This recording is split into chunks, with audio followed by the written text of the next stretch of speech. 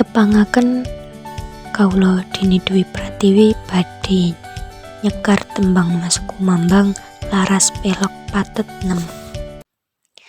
Titilarasipun monem cici cici cici rolu cinema cirolu lulu rociro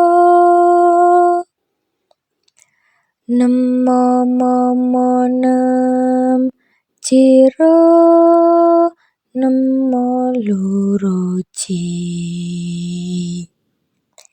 cirolu cirolu lurolumo. Cakepanipun nadyan silih popo piyong kaki nini satulur miang sana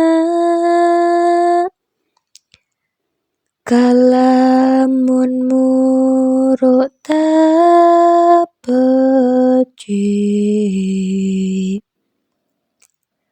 nora pantes yen tenuto.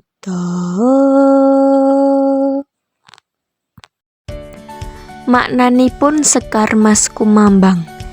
Nadyan silih bapa biyung kakinini duweni makna senadyan iku bapak, ibu, simbah kakung utawa simbah putri dhewe.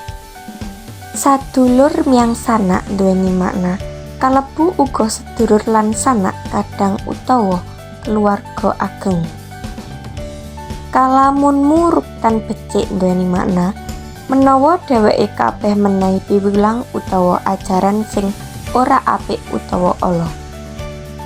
Nora pantes yen denuta duweni makna mongko ora pantes utawa ora prayoga yen ajaran kasebut dituruti utawa ditaati.